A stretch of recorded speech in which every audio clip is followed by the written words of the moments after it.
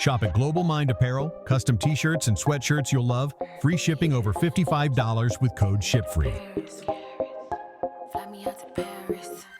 I'm down 162 pounds in 6 months, and it feels great. Looking at myself in the mirror is a trip. I marvel at myself now because I'm like, man, I've done this in 6 months. 6 months is not that long ago. I started this program back on July 1st at 288.5 pounds. Today I weighed in at 184. When I first got here, I was sad and depressed and stressed out. Over time, I regained my self-esteem, my willpower, my determination, and those things have helped me to grow and become happier with myself and in life. Use code TFU10 for a discount on the full body cleanse.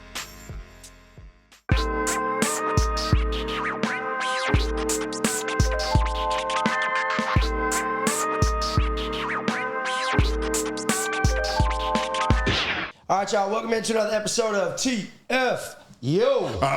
Let's go. Woohoo! We got a special guest in the house, a little bit different than we normally do things. We got a little bit more positivity on the show today. We need it. You know what We're I mean? very We got cynical. We are not cynical. We tell the truth. Especially you. We got entrepreneur, positive storyteller, owner of Global Mind Apparel, Greg in the house today with us. Welcome in, Greg. Man, thank you so much for having me. It's definitely an honor to be here for sure. Hey, first, I just want to say this. Look, he gave me a shirt. This shit is dope, man.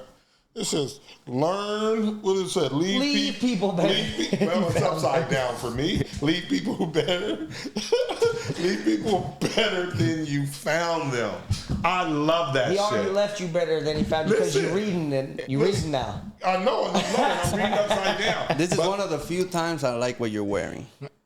You're I didn't know you had a nice person. I didn't know you had such an opinion on his apparel. Yeah, I know. I just keep it inside, but now that he's People wearing should dope shit. definitely, Global Mind Apparel, they should definitely go check it out. It's a lot of great sayings on those shirts, right? Yes, sir. I appreciate that. How'd you get into making apparel? What made you want to start making apparel for the people? So originally I started a clothing line, but it wasn't always a purpose-driven brand. It was more of a streetwear brand.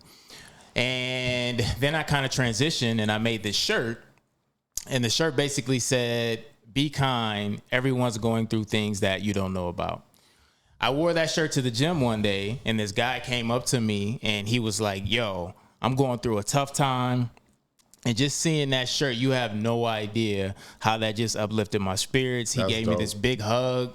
And at that moment, it clicked. I said, I got to transition, and this is the purpose that I want to be on. So how do you go about finding the sayings? And do you trademark your sayings afterwards? How does that process actually go? So I read a lot. I read a lot of poetry. I read a lot of philosophy. And a lot of these sayings just come from my reading. So I don't essentially trademark them. A lot of them are just quotes that are out there floating around. And I just take them and put them on shirts. I love it. Yeah. When that start? That started in 2018. 2018. So where are you from? I am from Peoria, Illinois. Illinois. Yeah, no one knows where Peoria is, so Chicago's close enough. How far from Chicago? It's about 2.5 hours from Chicago. That's not close. Who is the best player that ever played basketball? Because I know you play basketball. You are from Chicago. Yeah. And obviously I'm expecting the correct answer. What, LeBron James? Get out of here. Let the man answer the question. So, I mean, you got to go with Michael Jordan. That's what I'm talking about. Of course. But I'm a big LeBron fan as well, so... But I don't know. Again, I don't know why that's always the argument. I just like hearing Statistically, LeBron, but like actual battler, Kobe is the only person close to Mike. Yeah. Kobe's the only person close to Michael Jordan competitively. That's fair. That's fair. I mean, you know what I heard? If you're taking two people, I'm taking those two. I heard Gilbert Arenas say something one day. He was like, young Mike Kobe could never even come close to, and he's absolutely true. Mike was a cartoon character. You know, I think Kobe played like a little bit older Mike, but he played well.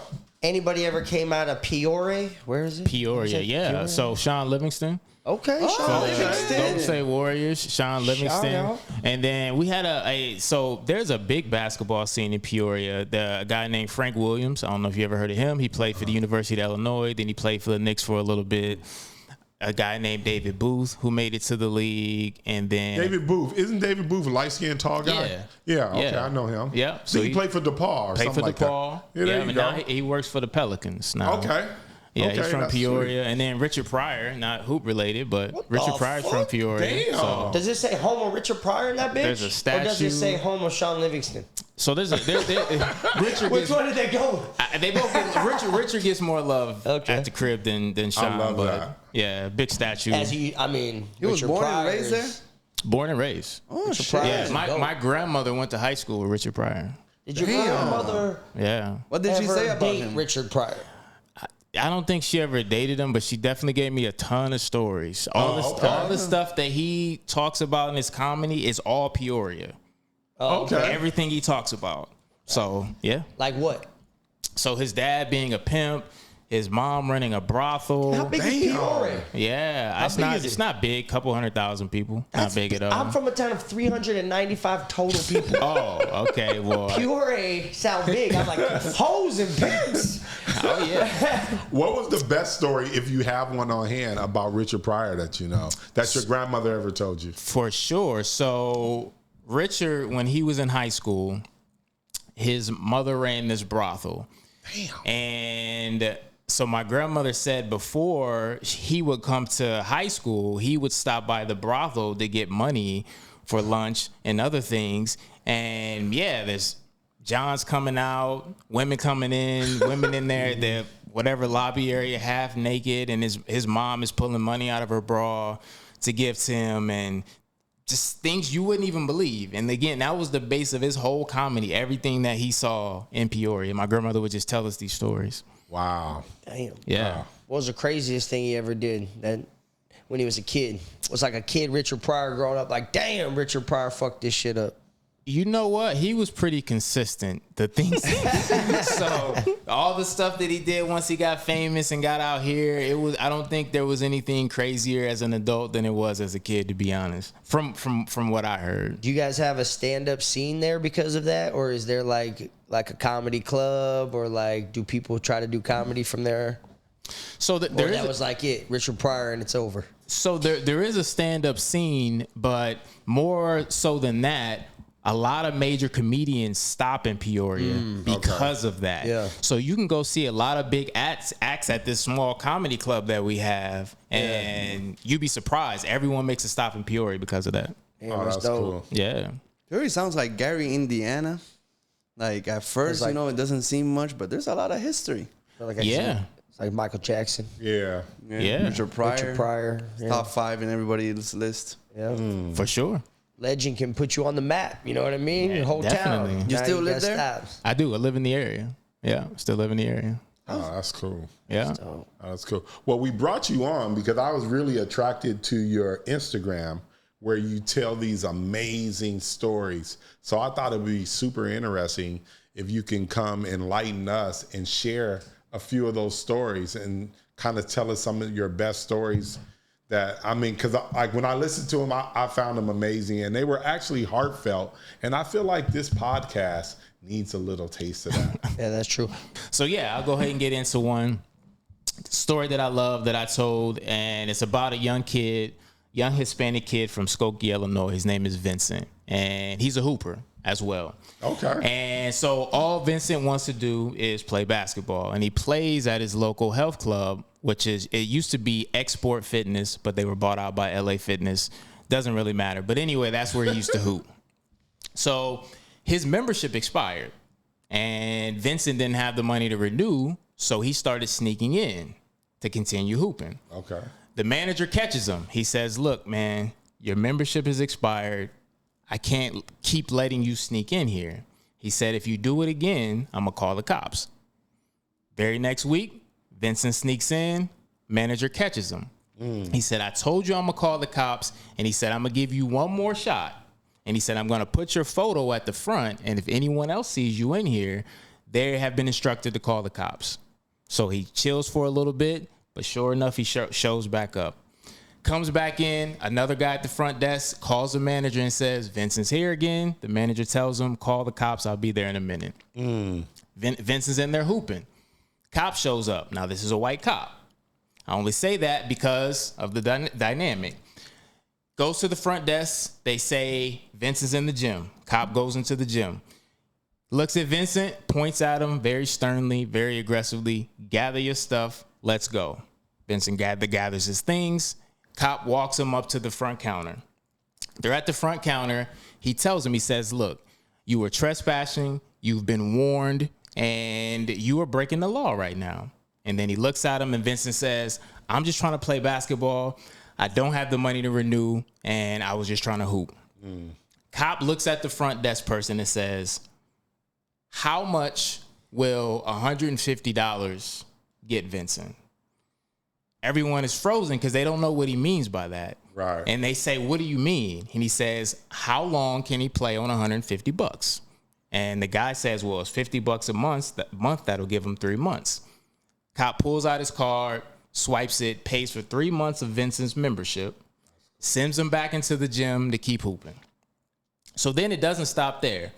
Someone posted about it. Story goes viral. So then the corporate office of the health club chimed in and said, you know what? It's LA Fitness, right? So it's LA. So it's export. Oh, it's during export. this time, because this is a few years ago. Okay. So they were eventually bought out by LA Fitness. Okay. So they said, you know what? We're going to give Vincent a whole year of our top tier membership for free. And because of this whole incident. So then he keeps hooping. Everything is good. The officer retires.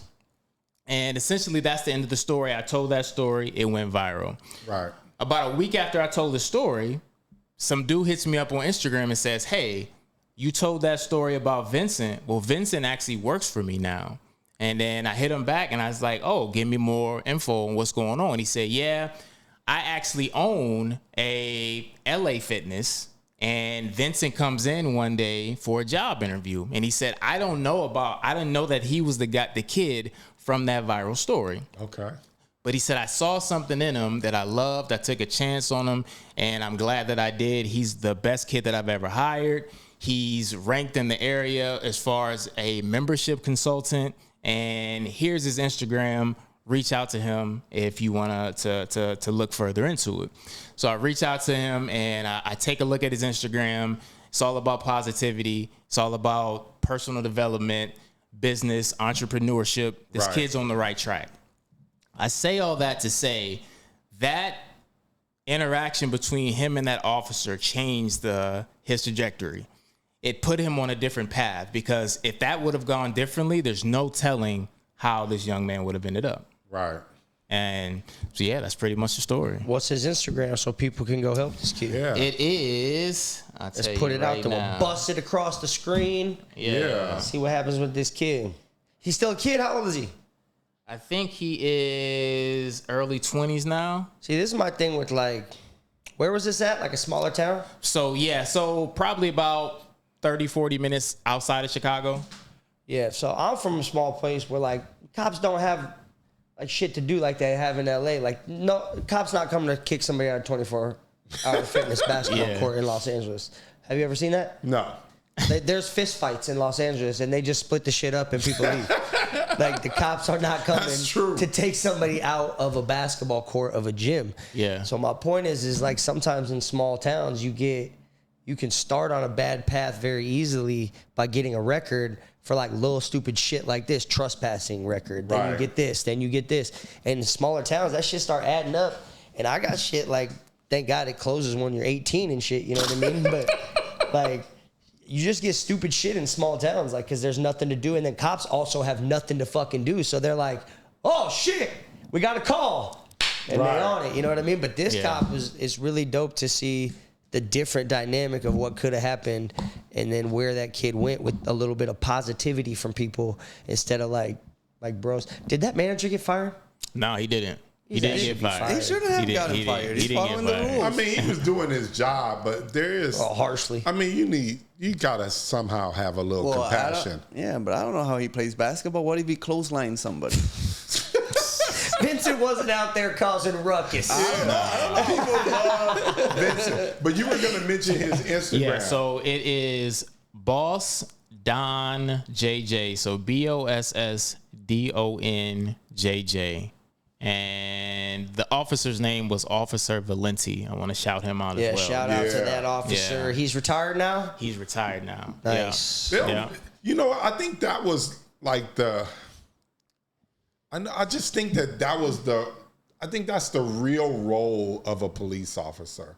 I know they're supposed to like stop crime, but they're also supposed to have a heart, have compassion. Yep. Some of these people are, they're so gun-ho to catch people and to lock people up. I just think sometimes they forget about having compassion. I like to see those videos where the cop goes out and he's like shooting hoops with the kids, or he brings the kids some ice cream or some shit. You know what I mean? It just looks like he's like uplifts the community, and then it creates less of that barrier of like the cop is scared, the person is scared, in which we get into all these situations in which people get fucking killed and cops are always doing fucked up shit. So yeah, I think it might be the steroids though. Why you think they're not? You think they're on steroids? Hell yeah. You ever seen cops?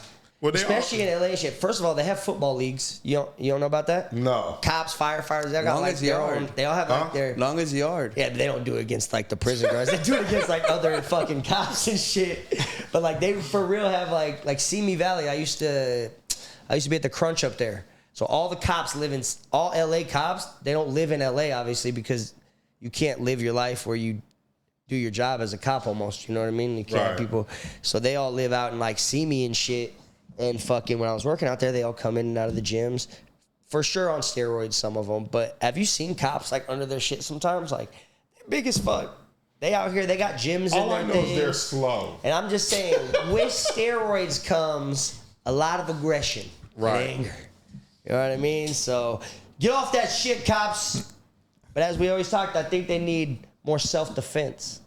You know what I mean? Yeah. Like they should be like have 3-4 black belts as a police officer, because then you ain't scared of shit. Yeah. You just knock somebody out with the karate chop, you ain't got no problems. You know what I mean? No, that's a cool story, though. Do you have any others? Oh, yeah. I'm loaded with stories. Yeah, we want to hear we would love to hear your top 5. Okay. So next story is about a Uber driver in Atlanta named LaTanya. So one day she's looking for a ride, and the soccer team in Atlanta, the game just got over, and she gets an alert, picks up a guy named Kevin. And where he's going is about a 2-hour drive from where she picked him up. So they're in the car, and during this long drive, they just start sharing intimate details about each other's lives. Kevin tells her how he just went through this terrible divorce. He's still recovering from it. LaTanya tells him how she's struggling as a single mother of 3, and she's driving Uber to supplement her income, but she's still having issues paying bills like the utility bill and things like that. So she also says she wants to go back to school. She was enrolled in Georgia State, had to drop out for financial reasons, and she wants to go back. But the only thing keeping her from going back is the fact that she owes thousands of dollars to the university in fees. Okay. So they share all this. And then they get to the destination, and she drops Kevin off. He hops out. They say pleasantries. She drives off. About 3 miles down the road, her phone goes off with a notification, and she's thinking, all right, ride complete, whatever. They leave a tip. She looks at her phone. Kevin left her a $150 tip. That's with cool. a note saying, pay your utility bill with this money. So she's ecstatic. She can't believe that this happened. All right, so few months later, inspired by her conversation with Kevin, she says, you know what? I think I'm going to go ahead and go back to school. And during the trip, Kevin said, keep me updated on your progress with your re-enrolling. Okay. So she contacts Georgia State. She logs into her account.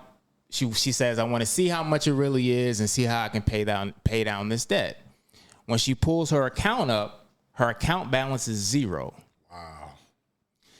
She thinks she's in the wrong account. She calls Georgia State. Come to find out, Kevin had reached out to Georgia State and cleared all of her debt from the university. Wow.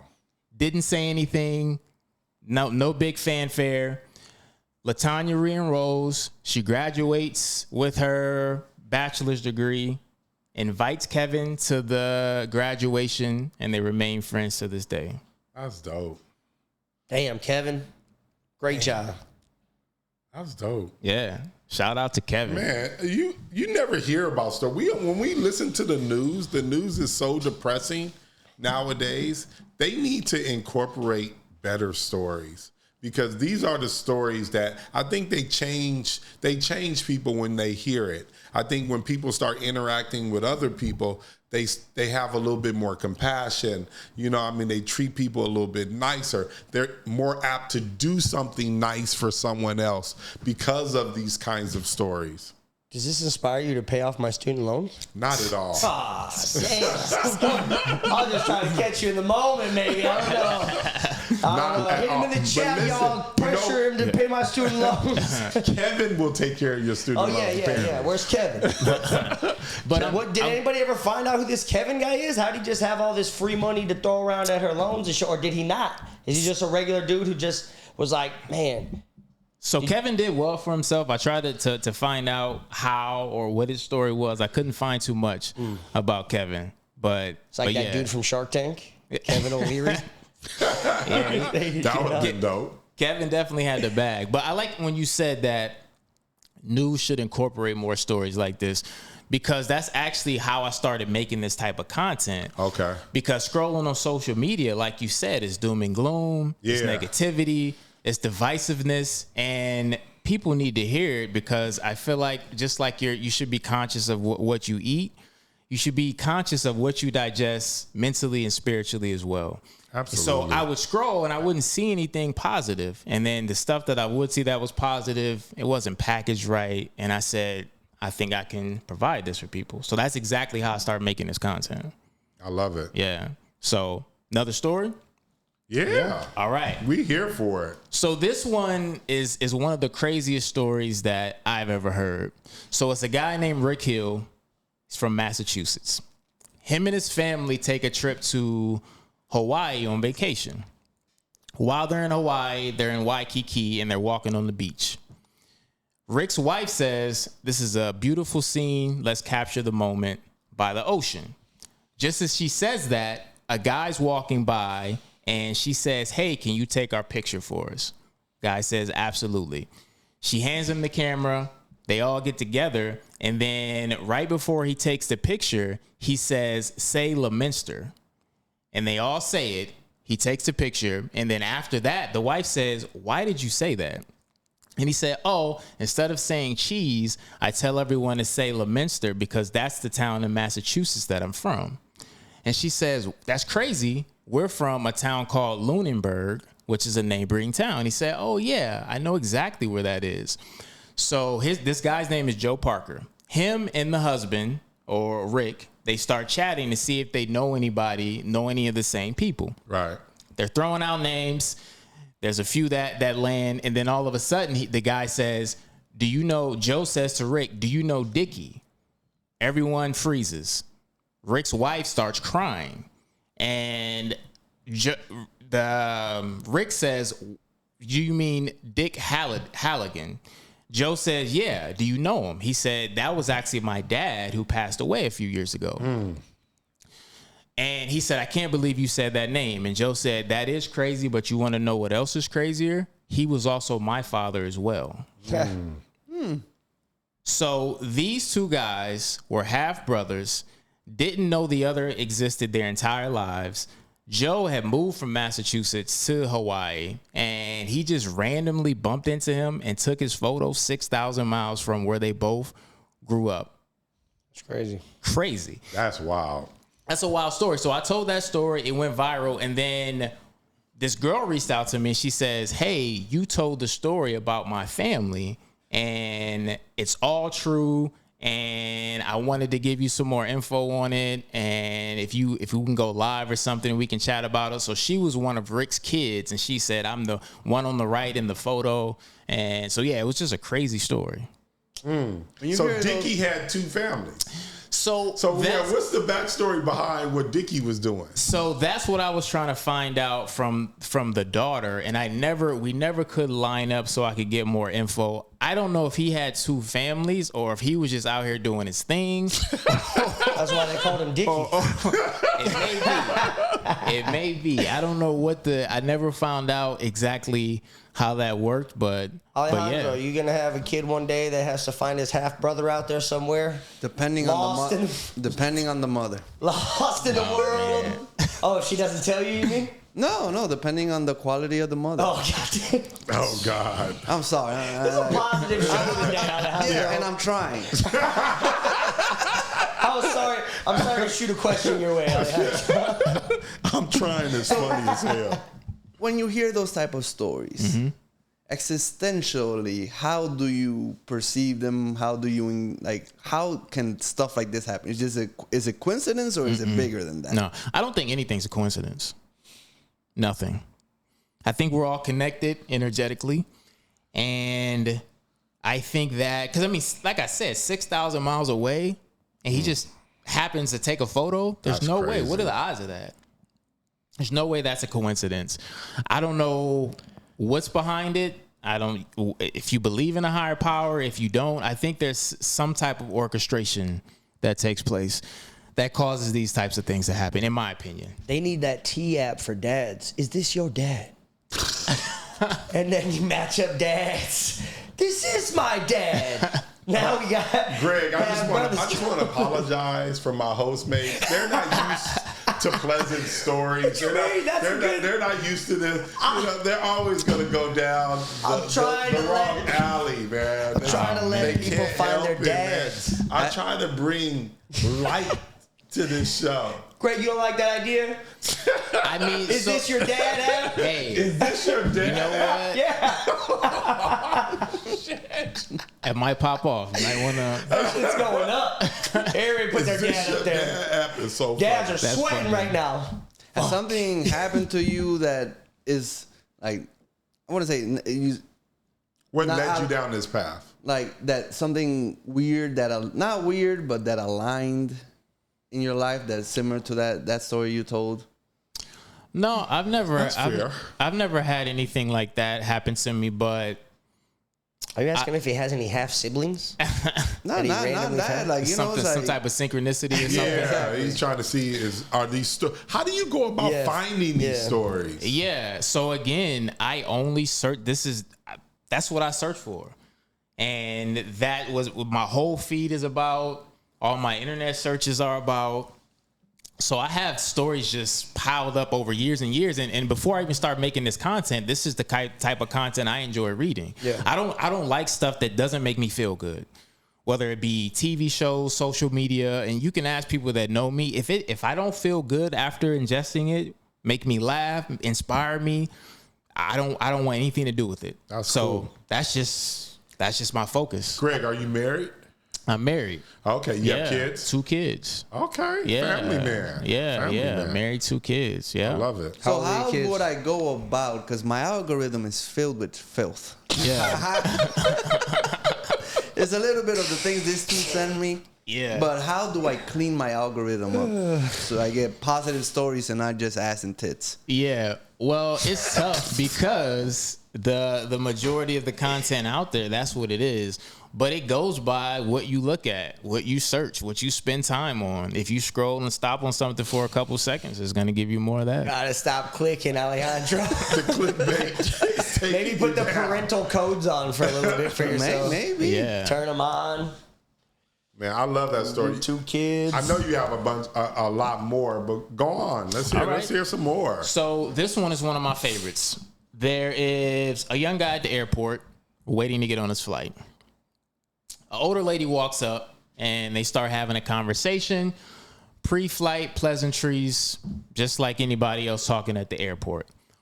Then they start talking about what each of them does. And the lady says she's 88 years old. She's a retired nurse and she's going to visit some family. The guy gives his story as well.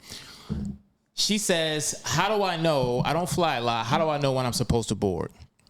He says, let me see your ticket. Takes a look at her ticket and says, oh, you boarded this time. And she says, okay, well, when do you board? Can I get on with you?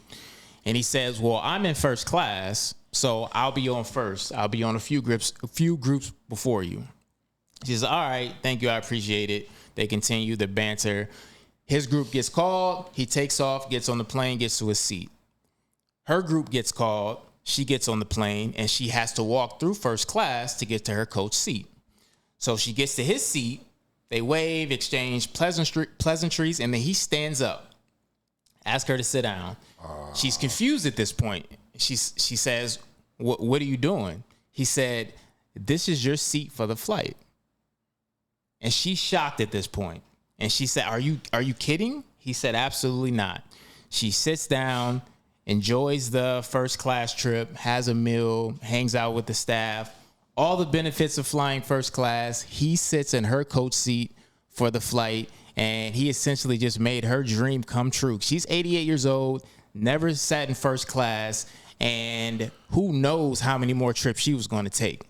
Wait a minute, just not to interrupt, but what was the nationality of these people? Great question. She was an older black woman, and he was a younger, I want to say either Hispanic or a Middle Eastern guy. Okay. Yeah. Okay. I love that. Yeah. Yeah. And like I said, that was one of my favorite stories. Would you give up your seat? To an 88-year-old woman? Yeah. Hell yeah. Yeah, I think so too. Yeah. If I heard that story, I would do it. I would do it for sure. Like if I would just happen to, it was an elderly woman kind of confused or whatever like that, or where she's supposed to sit, and she mentions that she's never ever sat in first class ever in her life, I would give her my seat. Yeah, good For person. Sure. Yeah. Would you give her Alejandro. Would you give her your seat? Depending how I'm feeling that day, If I have this neck spasm I have right now, probably not. But you know something, and it's not a good feel story, but it's a bit of a coincidence story that I used to play volleyball, and there was this team that I was the backup to another player, right?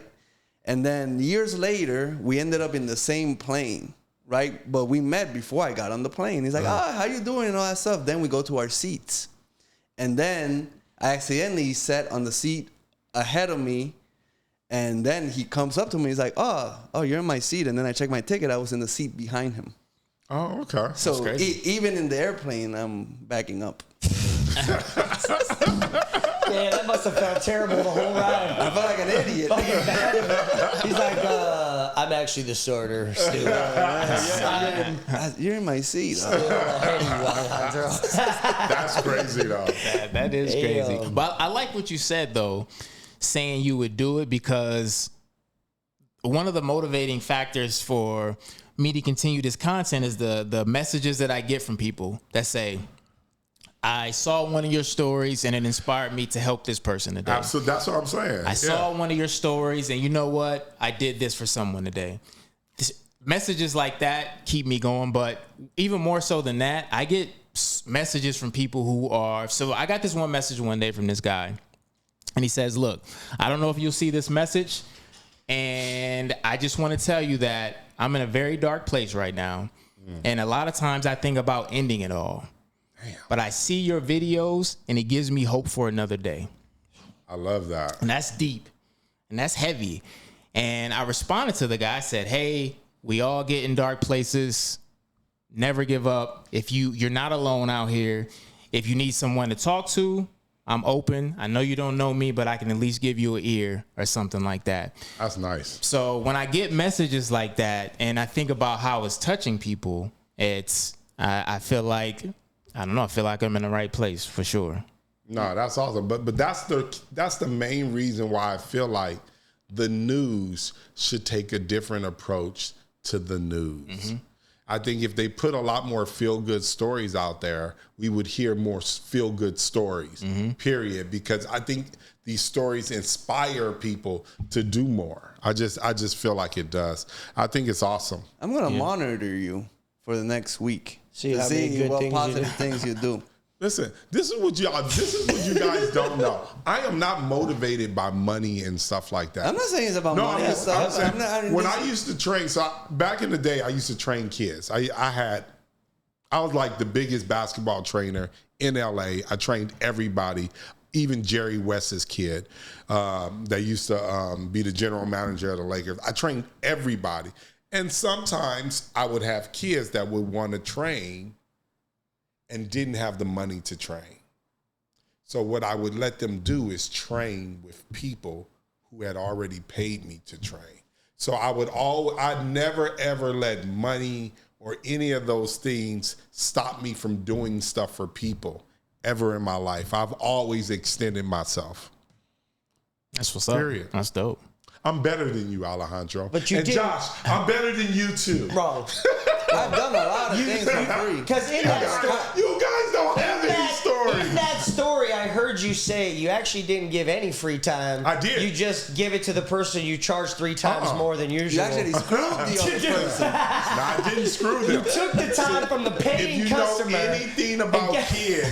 kids do not want to train by themselves. They want to train with other people. And I would always match them up accordingly in skill level, so therefore it didn't slow the process up. I know what I'm doing here. But listen, I have feel-good stories. I can do this all day. You guys can't. What are you talking about? I'm better than you guys. Do you know how many free memberships I gave to bums to my gym? I believe that Bunch too. of bums weren't paying to come there. I believe that. I believe that.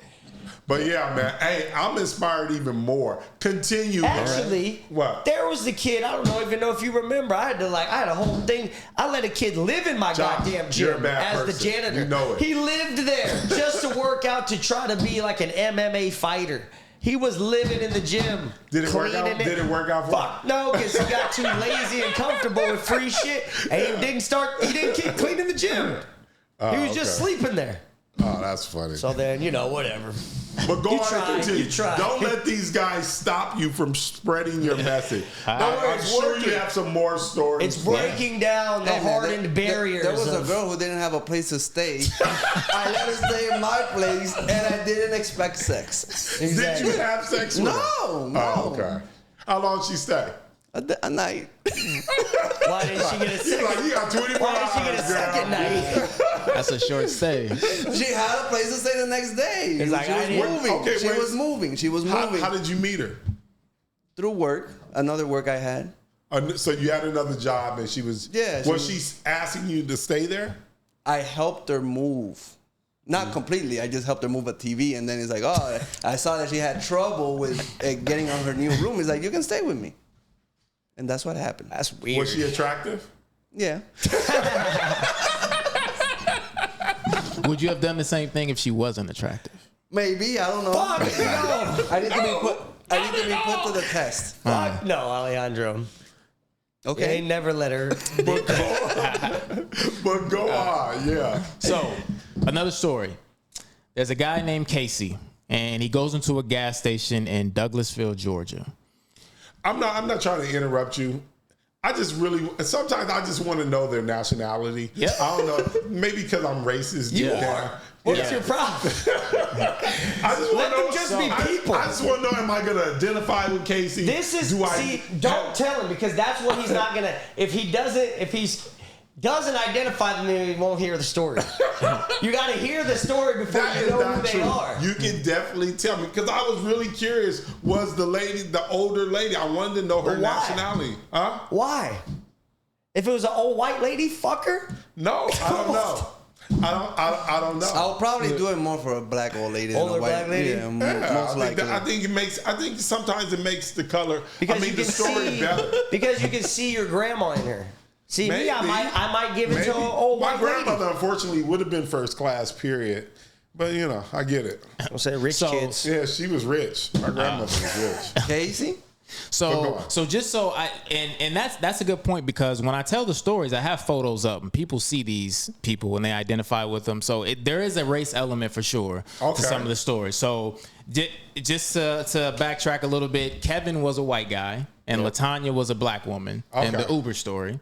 And then I told you Vincent was Hispanic, the cop was white, and the older woman was black, and then the young guy, like I said, Hispanic or Middle Eastern. So Casey's a white guy. Do you think they get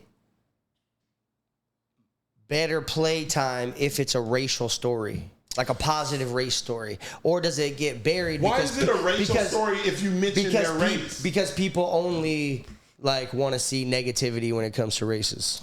So I do think, I don't know if it gets more of a boost, but there is that element because you mostly see a lot of divisiveness. Yeah. So if I am telling a story and there's a photo behind me of people of two different races, people automatically assume something negative. Yeah. And when they see something positive, I do think it heals The gap. some of that divisiveness for that moment, for sure. Yeah. See? No, Absolutely. I know, but even asking and having to know the race, I think, is the problem. I think if you just hear a story about two people, it should just matter that it's a positive story about two people. The race and the color shouldn't actually matter unless it's like... It does. This Why? is a racially charged country, period. We already know, especially we got Donald Trump So as the it's president. not as positive if it was like a white guy who gave up his seat to a white lady. No, it's who gives a fuck. it's still a good story, but it's nice to hear other races doing stuff despite of the race It's of the other good person. hearing white people doing good things for black people. No, I think it probably vice versa. It goes both ways. You got to remember, back in the day, when you were a criminal and you wanted to hide, you didn't hide in the white neighborhoods. You hid in the black neighborhoods. Period. Okay. They would actually protect you. I do think that the race, and I get what you're saying, but I do think the race element is important because just like you said, we do live in a racial country. That's just the country we live in. We all don't look alike. So when you hear stories like this of people treating each other a certain way despite how they look, I think it's more of it brings us closer together. It does. Brings us way closer together. I love hearing stories like that. So this next one, Casey's a white guy. He goes into a gas station in Douglasville, Georgia to buy a drink. He puts the drink on the counter, reaches into his pocket, realizes he doesn't have his wallet. He says, I can't get this right now. I'll be back. I forgot my wallet. A gentleman behind him by the name of Mario. Mario's a black guy. Mario says, don't worry. I got you. Pulls out his card, swipes, gets Casey's drink. Casey says, that. You don't have to do that. I'll come back. He said, don't even worry about it. It's on me.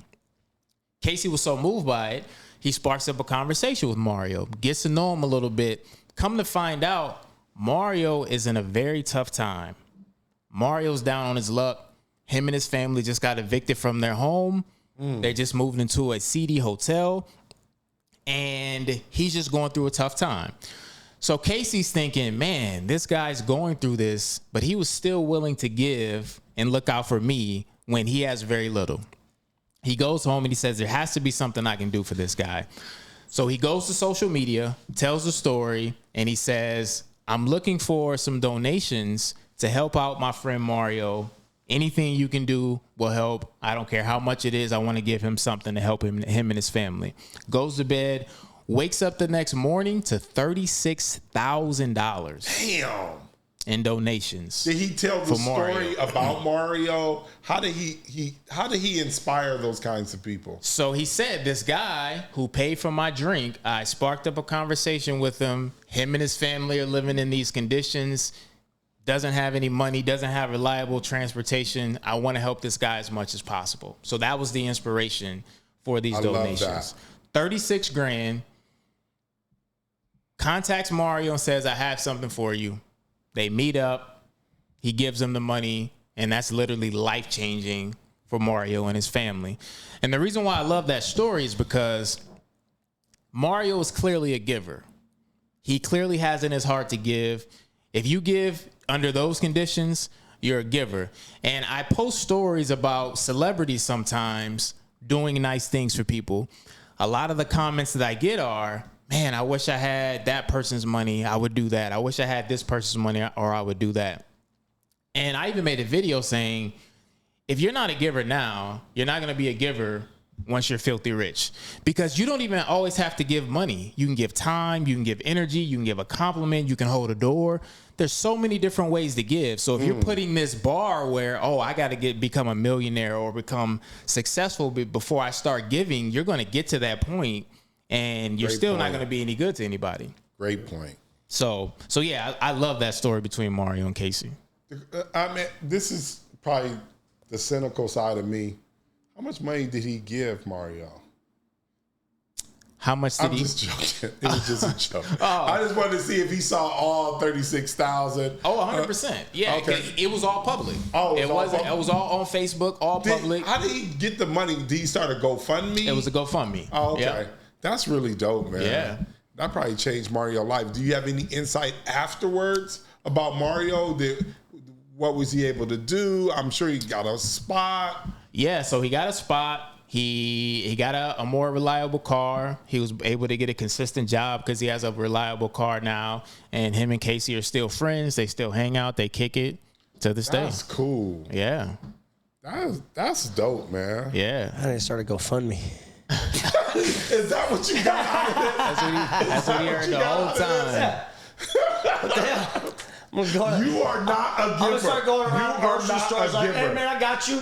That's what I was thinking. That's what you were thinking. I'm just gonna hang around gas stations. I got you, bro. Don't I worry got about you. No, I got you. And they start telling the story. The thing is, you if you go on with that intention, it won't happen because he didn't know that. That's right. Yeah. He had no idea that was going to change his life. You just running God, around. that's God stepping in. That is amazing. It's amazing when you hear those stories and how people are inspired and how they inspire others, and it's literally some of these events are life changing for some of these people. Yeah. That's super cool, man. Go on, man. What else you got? Man, so what else you got? You'll appreciate this one. Okay. DeJounte Murray, NBA player. You know who that is. All right. You know who DeJounte Murray is. His rookie season, he played for the San Antonio Spurs. DeJounte is from Seattle. He grew up in poverty and a very rough area in Seattle. When he got drafted, all of his friends and family were still in Seattle, still in these conditions because he hadn't gotten to the real bag yet. So the management at the team told him, whatever you do, don't go back to Seattle. Coach Popovich, the legendary Coach Pop, told him, please don't go back to Seattle. There's a hood in Seattle? Apparently. I did not know that. I thought Seattle was a night. I thought it rained too much. Come on, man. There's a hood everywhere. It rains too much. So you know what's funny is that when I posted this video, I got that same comment from people. I'm not from Seattle. I don't know, but a lot of people from Seattle were chiming in saying, "Oh yeah, it's like that in Seattle in certain areas." Okay. I had no idea. Omaha, Nebraska, mad gang violence. Oh, for sure. One of like the top 10 in the U.S. Wow. See, you didn't even know how gangster we were. Omaha, yeah, Omaha, yeah. I'm as you were. So he goes through the season, doesn't go back to Seattle. He gets a call one day. There's been a shooting in his neighborhood, and his mom got shot. Damn. Obviously, this is tragic, and so he's dealing with it. They'll help. The team is helping him get through it, and Coach Popovich knows how important his mom is to him and his family. So Coach Popovich reached out to his mother and said, "Hey, I want to move you to Seattle to be by DeJounte." Seattle? I'm sorry, move you to San Antonio to be by DeJounte. And she says, "Well, I don't want to do that just yet. I know my son isn't making crazy money yet, and I don't want to be a burden." And he said, "This has nothing to do with your son. I'm going to move you with my own money. Out of my money, I'm going to move you. I'll arrange transportation. I'll get you a place to stay. DeJounte will never touch a penny of his money throughout this whole process." And DeJounte didn't even know this was taking place. Popovich did this behind his back. And DeJounte recently just told this story, and that's how I heard about it. And I just thought that was dope. Wait a minute. So Pop moved his mom all the way to San Antonio After she got shot. Wow. Yeah. What was the like? What happened to the mom? Like, what do you mean she got shot? So And she then got just like, it was all right, it was a like, leg shot, and she's fine, fully recovered. And leg shot is not serious. My homeboy got shot in his calf when he went back for New Year's in Boston. He came back, no calf, skin grafts, crazy. Lost mad blood because you got those big ass arteries in your legs. Yeah. You hit those motherfuckers, it's over. Yeah. Damn, that's tough. Yeah. That's tough. And did they ever get a quote? Or I know Pop is not really great with the press as far as explaining himself, but did you ever come up with any information why he did it, what motivated him to do it, or did he make any comments afterwards about that? Yeah, so when DeJounte told the story, and he pretty much just talked about the conversations that he had with Pop. For some reason, Pop took a liking to him before this even happened, and kind of took him under his wing, mentored him, and was sort of a father figure to him. So when this happened to him, it was almost as if Pop saw this as happening to one of his family members or one of his children. So this meant a lot to him. And the last thing last thing Pop wanted to happen was for him to spiral out of control and this affect him, his career. He saw the bright future, and he said, I want to reach out and do this for him and his family. That's crazy. It's good that he had a father figure in the NBA, because unlike LeBron's son, Delonte West, unfortunately, LeBron didn't look after his kid the way he should have. Oh, my. And he went out a different way. You know what I mean? You gotta have those father figures. What do you mean? He's just Delonte West on crack. What you mean? Yeah, don't engage. And he had sex with LeBron's mom. What, you don't put it together? No, I got Father that. figure. You funny. Poor taste. Poor taste. You telling too many stories. He forgot where he was. Who? This is TFU. You try to be too positive. No, we're positive today. Today we're taking on a new leaf. But yeah, do you have any other great stories like that? Yeah, for sure. So, oh man, keep going. There was this young college kid named Michael. He goes to the University of Notre Dame. After an event, he's looking for a ride, and he calls an Uber. Uber comes, picks him up. He hops in the car. Now, this kid, Michael, is a very talkative person. Talk your ear off, and that's exactly what he did to the Uber driver. And at first, the Uber driver was very reserved. The Uber driver's name is Doug. Now, these are both white guys. Just to put that out there for context. AD, he'll be gone. Let's go. So, Doug's just listening, and Michael's talking away. And then finally, he breaks, and Doug starts to open up a little bit about his personal life. Come to find out, him and his wife adopted a child from China, and their daughter only has one finger on each hand. Damn. It's been extremely challenging. They've been to every specialist you can think of, every clinic, and they said we can fit her for a prosthetic, but she's growing so fast, she's going to grow out of it. There's really not a good solution for their daughter. I think she's 6 or 7 years old. So during this story, Michael's wheels are turning. He's thinking, there's no way that this guy Doug is telling me this story. So come to find out, Michael is a part of a team at Notre Dame that's working with this company that 3D prints prosthetic limbs for children. Wow. And he tells Doug, he says, I've been looking for a kid that matches your daughter's description for this new project we're working on. Would you allow us to make custom prosthetic hands for your daughter? Look at God. So then they work on the project for 3 months. They bring the daughter in. The daughter gets to meet the rest of the team, gets fitted for the prosthetics. They fit perfectly. And then within a week or so, the daughter's riding her bike, blowing bubbles, doing everything that a kid's supposed to do, all from this Uber ride. Wow, that's crazy. What was the name of the company that? Let me see if I have it in my notes here. I don't know if I remember.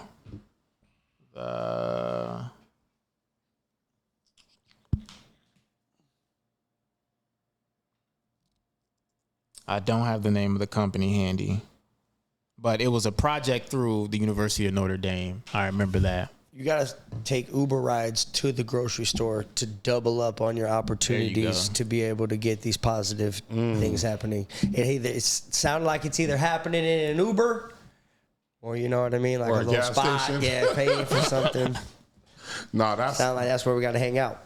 Yeah. Damn. So from that point, do you have any stories afterwards as far as the prosthetic? It was just a perfect fit and she's perfectly fine now? Yeah, it was perfect fit. She's perfectly fine now. And the thing is, after they went through the whole process, as she grows, since it's 3D printing, they can just make adjustments and these can continue to grow with her. So I pretty much changed this kid's life. How long ago was that? That was 2 years ago. Yeah, 2 years ago. So she's been living a normal life ever since then. They've probably had to change in that time. I don't know how fast you got to change them or whatever, but that's pretty cool. Yeah. Do you have a really great celebrity story? Oh, yeah. Oh, yeah. So Shaq. I have a lot of Shaq stories. Shaq does a lot of amazing shit out there. He does. And so this just happened, I think, a few weeks ago. Shaq is in Long Island and riding around, and he has to use the restroom. So his team said the closest spot to use the bathroom is his bridal shop. So he goes into the bridal shop, uses the bathroom. As he's coming out, some of the women in the shop recognize him. Oh, that's Shaq. He takes some photos, and he's like, all right, I'm out of here. He heads to the door, turns around, goes back to the desk and talks to the person who's working there and says, everyone who's in here, put their gown on my tab. He buys all the women their bridal gowns, and these are not cheap gowns. Yeah, no. That's a big deal, unexpectedly. No, it is. I bought one of my, I bought Katerina, one of the, our CFO, I brought her bridal gown, and that thing was $5,000. Yeah. Yeah, so I didn't even know I was signing up for that, but yeah, so those things can be expensive. How many people did he buy a gown for that day? Oh, well, there was, I want to say there were 8 or 9 people. Wow. In the People store started that getting day. them. The other girl was like, I'm getting married too. Shit. I forgot. I was in here to get fitted too. Yeah, Shaq does I've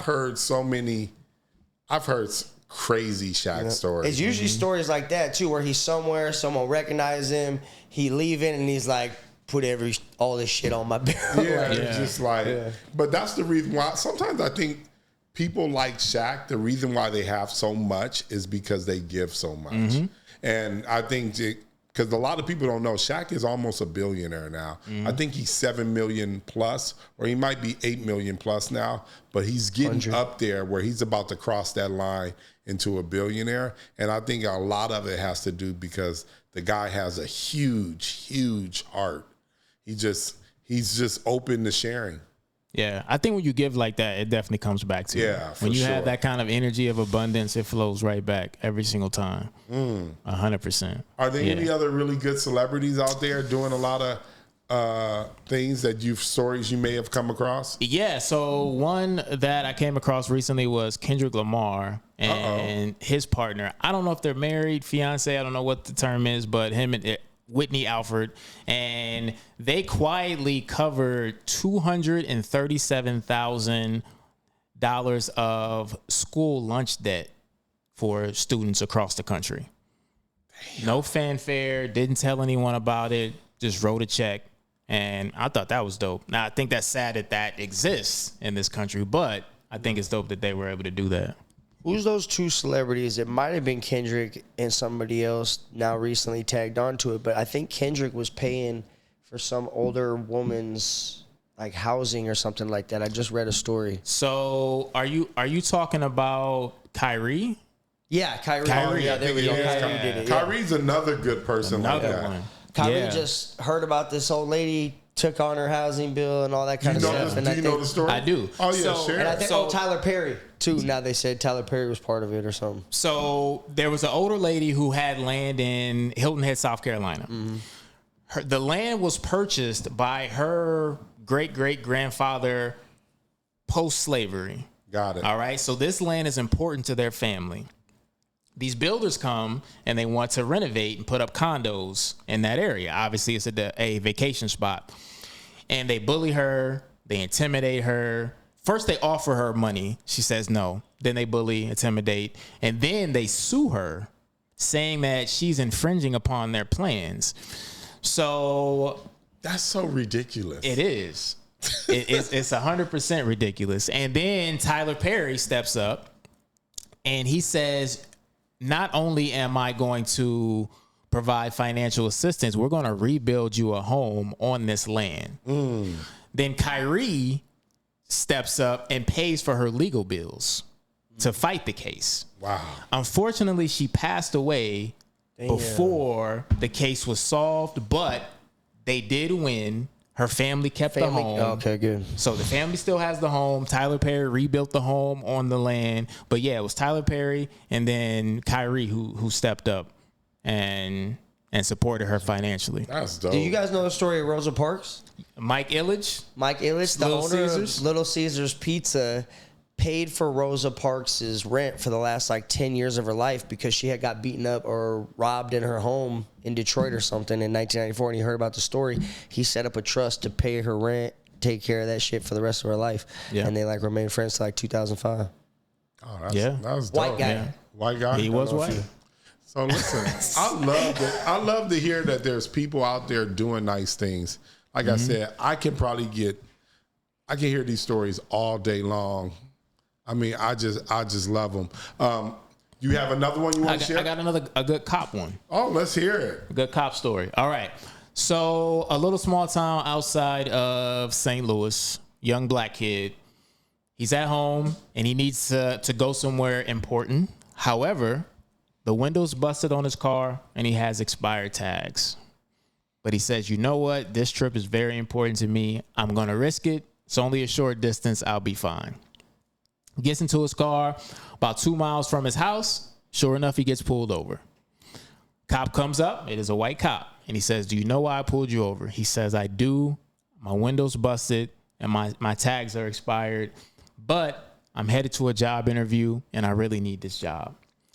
The cop says, all right, I appreciate you being honest with me, but you still are driving illegally. So get your information. I'll be back with you in a second.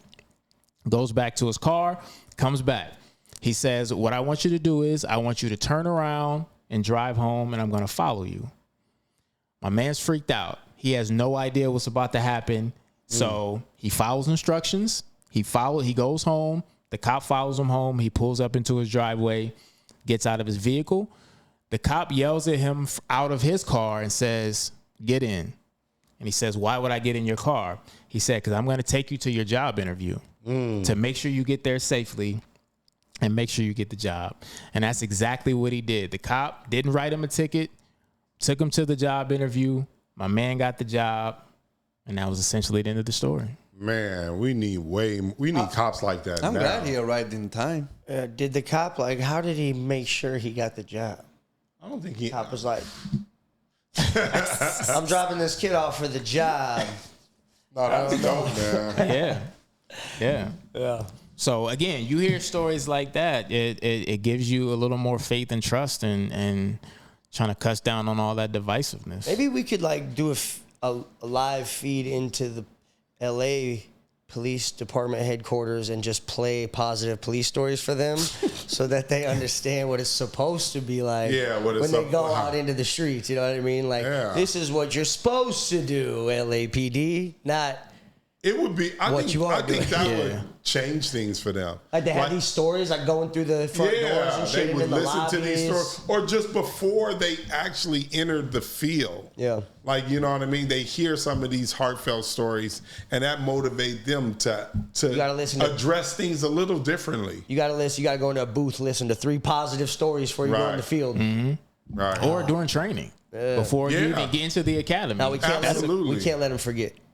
They need thousands of videos in training. They do 3 videos a day before they go out. They can forget easily being out there. I like it in the start of it, but that's crazy. Yeah. If it was more of that, you know what I mean. But it could be a thing that LA police cops, most of them are good, but you know how the media, they're always looking for views. They usually post negative things. Yeah, so all the positive things happen, but they just bury it. Well, negativity spreads faster. Negativity gets more clicks. Our brains thrive off of negativity. It's a survival mechanism. So that's what people. At one point in time, us focusing on negativity kept us alive. I also feel like I'm harsh on LA cops because they got a lot more to do than I imagine this cop in whatever city in Illinois is doing. Because there's a lot more people out here. Yeah, a lot more things for them to be, worried about, tense about. People fucking. Do you see the taco truck? I'm sure there's got to be something positive. We got to help that. We should shout out that taco truck because 30 people destroyed a local taco truck last night, slashed the tires, broke out the windows, and the guy was downtown LA? And the guy was in there. No, I can't remember, East LA maybe. And the guy was in there just like. But why were they in? To live stream it. People live streaming crimes now, my friend. This is the times we're in. It was like a group of 20 people just busting up a taco truck. And he was just in there. And he was in there like, fuck, like he has video from inside. The daughter came on the news and stuff, and it's like, why are we videoing crime now? Like, that's cool. Like, that's what we're doing. And like the taco truck was just there. Like, there was no. Yeah, I mean, yeah, because their faces were not covered either. I don't get like this. They were all like one group of people that had like came there together, and the same shit happened at the Apple store not too long ago downtown, and like it's like groups of people now getting together to do stupid shit to get views instead of groups of people who should be getting together. That's why I like Mr. Beast. Mm-hmm. Mr. Beast, how he got big was usually doing like positive stories and helping people, or even like throwing things that help people, or like giving things away. That's kind of how he got big, no? Just giving shit away? That's 100% how he got big. Yeah. You know how many followers Mr. Big, I mean, not Mr. Mr. Beast. Mr. Beast has? I was amazed by this.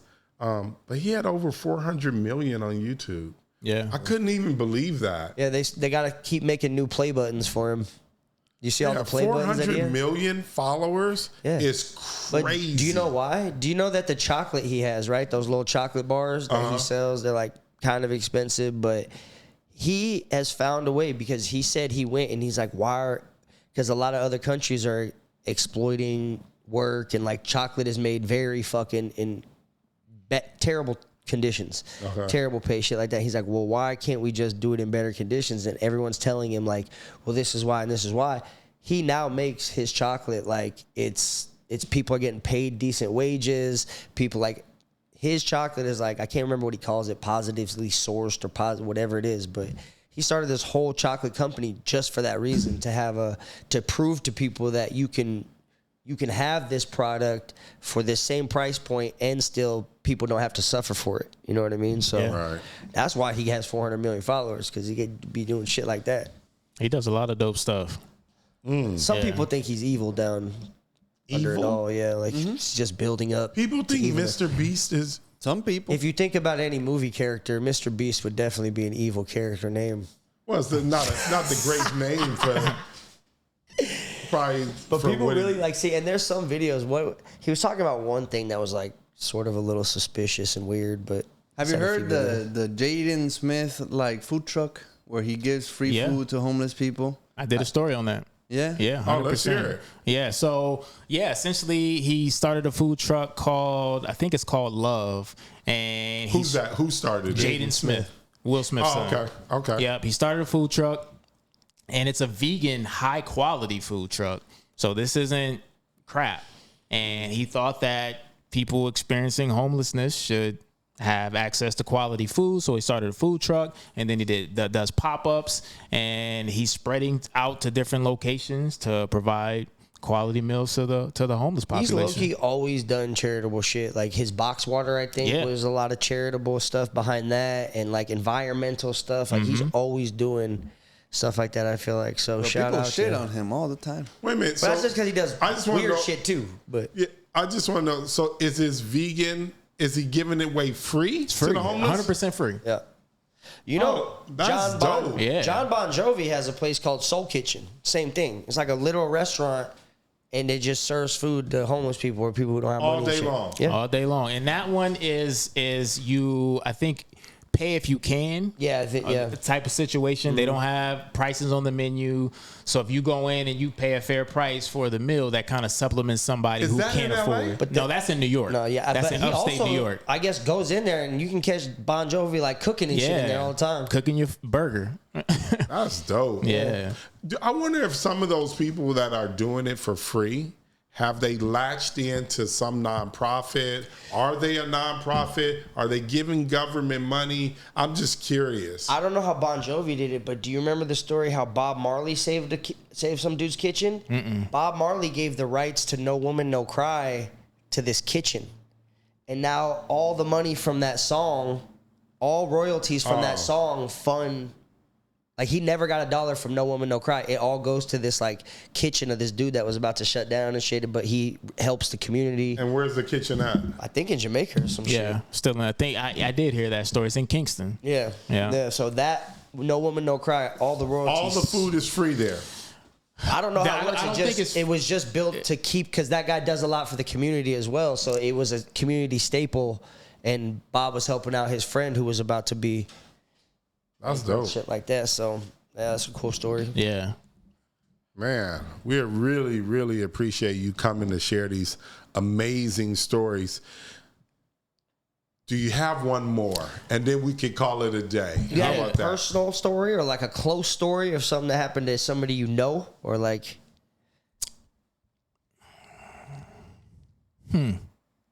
That you've told before. It doesn't have to. You don't have to dig deep for like a new one, but it's something you've told before or something. Even. No, I don't. I don't really have any. Tell the best last story that you could leave us with. Well, we talked a lot about cops. So I'm in on a cop story. Okay. Another cop story. Young man is driving through a small town in Louisiana. A young black guy. He's speeding. Gets pulled over. The cop is white. Cop comes up to the car, and the young man is clearly distraught. He's emotional. He has on dress clothes. And the cop says, "Do you know why I pulled you over?" He says, "Yes, I was speeding." And he said, "Well, what's going on?" He said, "Well, I just lost my friend. I'm heading to his funeral service.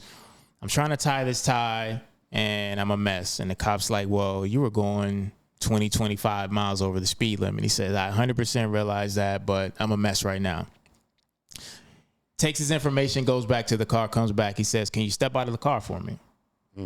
He steps out of the car, puts his hands up, walks to the back of the car. The cop says, "You can put your hands down." He reaches in, ties the man's tie for him. Wow. Gets him right, gets his collar right, says, "Look, sorry for your loss. I'm going to send you on your way with a warning. Please get there safe." Man gets back into his car, even more emotional now because of the kindness of this officer, but he does make his way to his friend's funeral service. That's cool. We need more police officers like that. They have that heart. They need to bring that heart along to work with them, because some of them don't have it anymore. They've been hardened by the job. I agree. 100%. Absolutely, man. Hey, man, we appreciate you coming down here all the way from Illinois, which is amazing within itself. How long you going to be in L.A.? I leave tomorrow. You leave tomorrow? Yeah. How long have you been here? I got here last night. I came just for this. Oh, thank you. We appreciate it. No, I appreciate you having me. Can you share your apparel and maybe talk about your apparel line and all that good stuff, so we can put it, inside this podcast? Yeah, for sure. So Global Mind Apparel is the name of the brand. All of my socials, Instagram, YouTube, TikTok, Global Mind Apparel, just like it's spelled.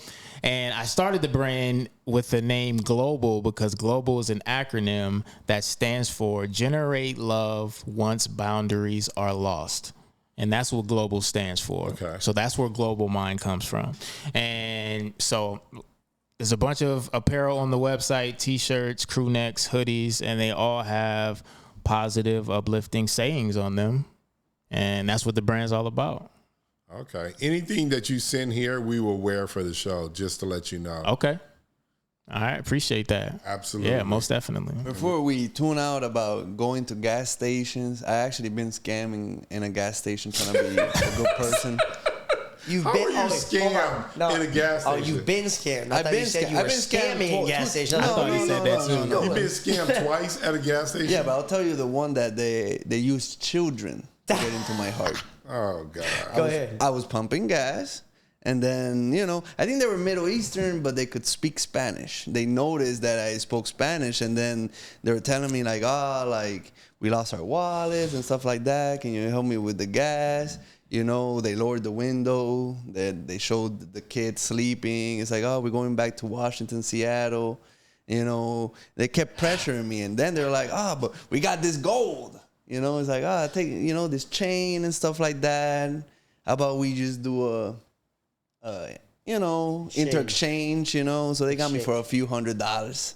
Like I knew once I got in the car, I'm like, this is fake gold, But I don't know why. Once they ignored you bought a gold necklace, chain. gold chain from somebody who out of a car. No, they got it. They were in a minivan, and they said they didn't have money for gas, but you believe they had. They said they lost their wallets and shit like that. Listen. You need help. I just want you to know that. I can't believe you went for this. Somebody give him a guardian. I'll tell you down the street. I was gonna do shit until once I saw the kid in the back seat sleeping. They're probably in on it too. It's like, hey, just kid woke up. On it too. Kid woke up. For sure, the kid's in on it too. Oh, they got the kid. No, he wasn't asleep. She wasn't like. He wasn't asleep. Kid knows the deal. Kid woke up, got back on his iPhone. The kid is not in on it too. Definitely. Yes, they are. By 6, 7, you probably like. There's a lady who sits at Westfield Topanga. If any of y'all know her, I know all y'all know her. There's that lady that sits at Westfield Topanga with her kids all the time, and everybody knows she got a house. She got like all normal shit, but she just sit there and ask for money all day long because there's enough people who don't know her that are going to give her money. There was also a story about these panhandlers. There's a radio story in LA about there was a group of panhandlers. Apparently, there probably still is, that make more money than minimum wage asking for money out there because they all coordinate these corners and collect all this money, and they're all making, like, back in the day, it was like $80,000 a year or some shit just panhandling. That's crazy. What was the second time you got? Oh, that was a little bit. Somebody tried to sell me some speakers. What gas stations you go to? Yeah, where are you getting? Yeah, this is crazy. And you bought the speakers? Yeah, at a discount. And then like for years I had the speaker because I had like my roommate try to set it up, Yeah. And they're like, oh, it's missing some cables, and I'm like, I'll set it up later. It's surround sound. And then once I took it upon myself to try to like put it up, it's like, oh shit, cannot do shit with these speakers. That is so funny. How much did you pay for the speakers? How much? Because the thing is, with the speakers, it had like a price tag of like $1,000 something, but it was like I paid like $150. You be getting scammed for a lot of money. Yeah. Like somebody might scam me for $20. Yeah. You got scammed for like $400. I don't even understand that. I was a naive kid. I'm no longer. See, when I went to Mexico, I'm gonna follow Alejandro's ass around and start dressing in different outfits, selling them shit at the gas station. I just have an open heart, but it hardened. So when I went to Mexico and I heard about this family that has a bunch of kids and the dad has them all asking for change, I didn't give those kids shit. I learned my lesson. All right. But Greg, thanks for coming up. Yeah. Coming down, man. We really appreciate you. Hey, man, we are behind your movement. You got one more story for us? Oh, you want? Oh, okay. Let me see. You're getting into it. Yeah, I'm a positive. I'm the heart of this show. Okay. Give me 1 second. I definitely got another one for you. I can't believe you getting scammed all this Left and right. for hundreds of dollars. Who gives people hundreds of dollars? Like, I'll buy that for $100 at the gas. At a gas station. I'd be like, man, if you don't get the fuck away from me. He would have took $20 for the speakers, bro. Probably. No. You didn't even negotiate. You were like, yeah, that's a good price. No. They keep pushing you, and they take no for an answer. They don't take no for an answer. Here's a story, and this one has a little bit of history to it, and actually in California. So, in the early 1920s, there was a family that immigrated here from China, the Dong family. They wound up in California, and the laws at that time prevented them from renting or buying a home because of the racist laws that took place. There was a black family that also lived in the same area, Gus and Emma, and they were actually originally from Kentucky, born into slavery, ended up being successful in real estate, moved to California, and they had done well for themselves, so they owned some property. So they were the only property owners that would allow the Dong family to rent from them. not only did they allow them to rent from them, but they also put in a clause to where they could eventually buy the home as well. And that's exactly what they did. So the Dong family ended up buying the home because of the stability of their home. They ended up being successful and did well for themselves. So fast forward to current times, maybe a year or two ago, obviously Emma and Gus have passed away. The Dong family still owns this home and the apartment building next to it. They decided to sell the home where they live. So the Dong family, they were the first Asian immigrants to own a property in Coronado, California. Okay. All right. So high property value in that area. So they decide we're going to sell this home, and this home is appraised for around $5 million. Okay.